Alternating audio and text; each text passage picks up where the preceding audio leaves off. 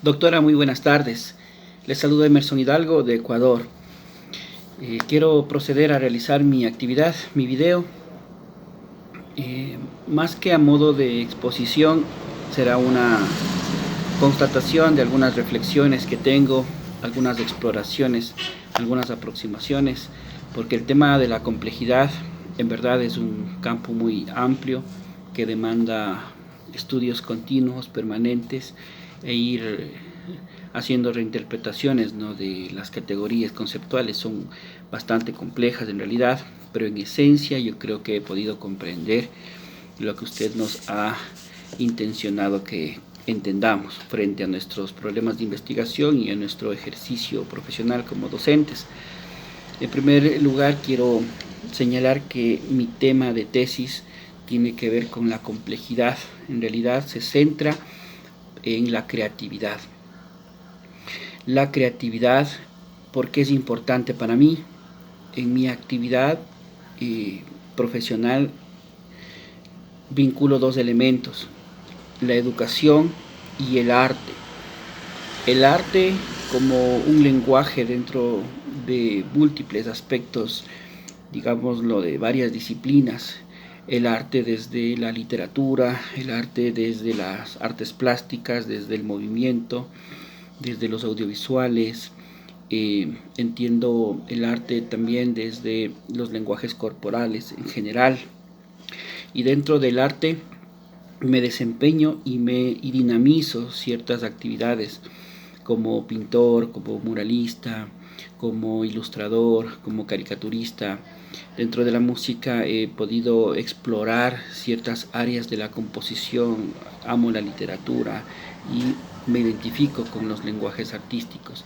Y en mi campo de la educación siempre estoy tratando de entender por qué, si en el arte existe un espíritu, digámoslo así de forma figurativa, existe un espíritu que impulsa una ecuación de emoción de la psiquis afectiva, social, es decir, una ecuación, una capacidad que nos anima, que nos motiva, que nos impulsa a crear, a hacer. Porque en la educación solamente se la mira como un proceso.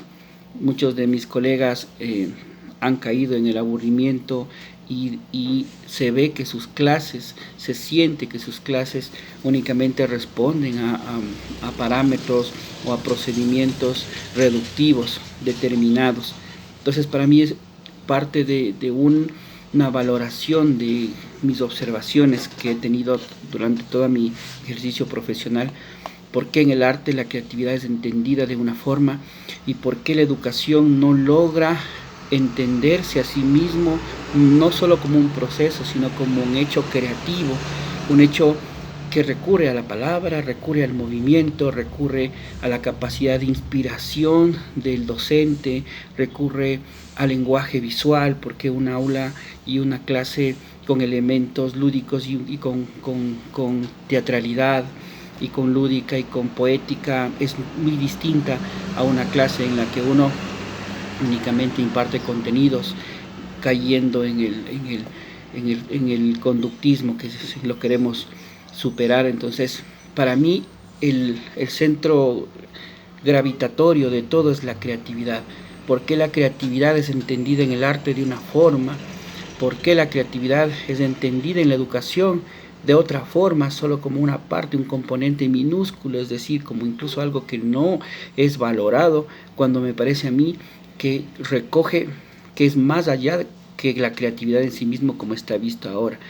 ¿Por qué desde la psicología la creatividad es otra cosa totalmente distinta? Incluso se recurre a otras teorías basadas en enfoques psicológicos que segregan, que cortan, que dividen, que segmentan a la creatividad. Planteamientos poco creativos, digo yo, los he estudiado en el transcurso de este tema que he elegido y veo que son conjeturas teóricas que no tienen aplicabilidad, incluso porque hablan de la creatividad en el marco de otras inteligencias, de la creatividad dentro de otros parámetros únicamente basados en lo cuantitativo, en medio de test, en medio de aspectos de relleno, pero no hablan de la creatividad como esta capacidad o como una ruta metodológica en la que uno pueda seguir haciendo desarrollos y exploraciones sobre la creatividad. Entonces, el pensamiento complejo cala en un momento especial. El pensamiento complejo llega a mí a poder darme un impulso creativo, unas herramientas epistemológicas y metodológicas para yo poder ahora sí replantear las cosas. Yo creo entonces hoy en este momento que la creatividad, doctora, puede ser un sistema, puede entenderse como un sistema. A través del pensamiento complejo y la transdisciplinariedad se puede generar una metateoría de la creatividad que pueda dar luces al ejercicio del arte y de la plástica y de la educación, inclusive verle a la educación como arte, ver a la educación como arte porque el enfoque nos permite unir nuevamente las partes segmentadas, los determinismos y los enfoques científicos que se han disperso de forma intencionada, y no podemos ver el cuerpo total, material e inmaterial del pensamiento. En eso, gracias a sus lecturas, yo he podido tener un mapa, he hecho un rizoma, un mapa sobre los elementos que estarían presentes dentro de mi tema de tesis, la creatividad como tema central en esta relación de el arte y la educación vista como arte. Dentro de este primer aspecto me parece fundamental, por ejemplo, la autopoiesis de Maturana, aplicada obviamente desde lo biológico ya a las ciencias sociales y de las ciencias de la educación, porque obviamente hay unas características que a mí me relacionan con la creatividad.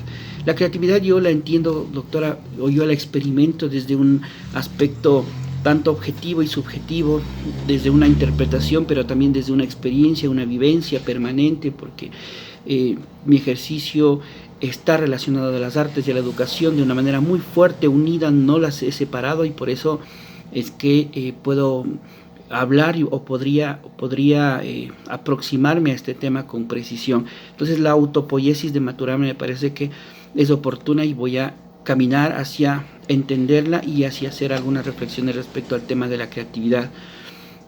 Obviamente el pensamiento complejo desde la perspectiva de Edgar Morin y sus aplicaciones, sus claves metodológicas, sus principios de recursividad, el principio de holográfico y bueno, los otros principios que tengo que irles hilando para ir trabajando eso. El socioconstructivismo de Vygotsky, obviamente. Vygotsky siempre para mí ha sido uno de los pilares esenciales porque inclusive es muy criticado, más no por sus planteamientos, sino porque hay una campaña en contra de esta herencia no soviética de las ciencias. Siempre hay como un sesgo, ¿no?, a ocultar e invisibilizar a estos autores. Me parece fundamental, pero también veo que en el constructivismo radical de Glassenfer hay unas cosas valiosísimas que a mí me llaman, que me traen mucho a la mente, y cómo poder relacionar la creatividad con este aspecto. Yo he ido como seleccionando de todas las lecturas las partes en las que me llama y las que veo relación y en las que yo puedo basarme para hacer mi tema. También, por ejemplo, de Gastón Bachelard, el tema de los obstáculos epistémicos. Yo veo que hay unos obstáculos epistémicos en la comprensión de la ciencia, obviamente en el tema de la creatividad, y voy a tratar de trabajar este tema, estos subtemas enfocados a mi tema general. Dentro de esto, por ejemplo, como unas categorías de análisis, voy a retomar a Carlos Marx. Me parece fundamental y a veces invisibilizado por su múltiple dimensión, también política, sociológica, filosófica, pero como que se busca invisibilizar también esos grandes aportes que Carlos Marx realiza con Federico Engels. Y también recurro a Max Weber, porque Max Weber, como una reinterpretación, como una forma un poco conceptual de ir desmenuzando las cosas, también me permite, por ejemplo, el concepto de los ideales subjetivos de Max Weber. Dentro de esto también, por ejemplo, la psicogénesis de Piaget. En esta psicogénesis me parece interesante las dimensiones que él plantea, por ejemplo, lo intersubjetivo, lo intra, lo inter, lo intra y lo trans.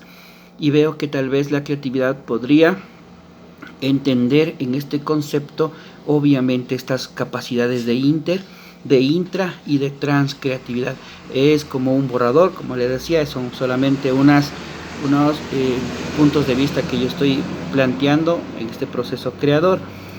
La transdisciplinariedad, por ejemplo, de Basarat, eso es clave para mí porque obviamente relaciona ya los elementos objetivos, el pensamiento, la energía, la imaginación, es decir, me da fuerza para relacionar los procesos de educación artística y el arte. Me ayuda a relacionar, por ejemplo, los estilos de aprendizaje y el arte, muchos aspectos que me parecen fundamental. Quiero producir una obra de arte en la tesis que signifique ver a la educación como una obra de arte, ¿no? Es decir, como la reunión de las expresiones de los lenguajes que no solo vistos como procesos sistémicos mecánicos, como procesos mecánicos, sino vistos como procesos más integrales, ¿no? Con otros áreas del saber.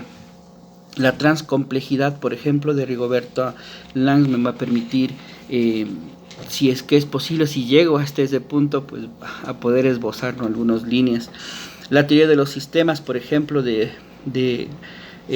Beltanford y Rolando García. Yo he visto que hay muchas aplicaciones, hay muchas relaciones de lo complejo, pero que Rolando García lo hace ya lo social, especificando algunos parámetros que me van a permitir a mí plantear si es o no una teoría de los sistemas de este tema. Este asunto de la creatividad puede verse como dentro del marco de la teoría de los sistemas. Ahí quisiera que usted me ayude, doctora, en estas inquietudes. La hermenéutica de Heidegger y de Gadamer, obviamente, porque esto es un giro ontológico. Me interesa mucho el hecho de que se entienda que en la educación no solo los hechos son fundamentales, las interpretaciones, la multiplicidad de perspectivas que puede haber sobre lo real. Básicamente, una línea fundamental para mí es la fenomenología de Husserl y de Schuss, porque en este caso el objeto de estudio en el que está inmerso la creatividad es la mente, es decir, es la conciencia, es un fenómeno de la conciencia y la creatividad, y dentro de eso pues yo quiero también establecer cómo se puede entender esta comprensión de los significados y de las experiencias vividas, ¿no? Avanzando con el estudio, por ejemplo, en los estilos de pensamiento de Ludwig, me parece esencial porque habla de los colectivos de pensamiento, ¿no?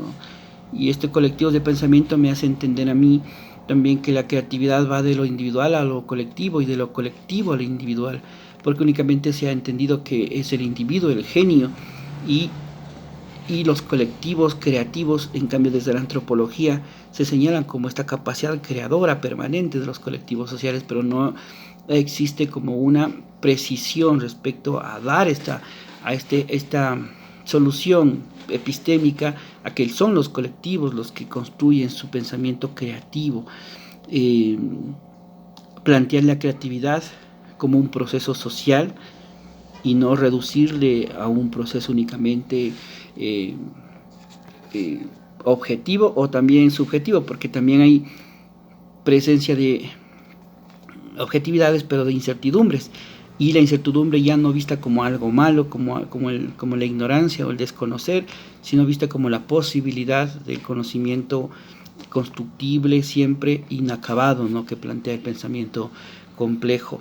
Y bueno, en eso se resumiría, doctora, todo mi análisis, mi estudio. Agradezco mucho porque en este poco tiempo he podido caminar, transitar por senderos que no había caminado, y he visto un paisaje epistémico maravilloso, y estoy obviamente comprometido conmigo mismo y con el área de la educación y del arte en poder encontrar puntos de conexión que contribuyan al desarrollo del pensamiento complejo en esta área. Doctora, muy buenas tardes y muchas gracias.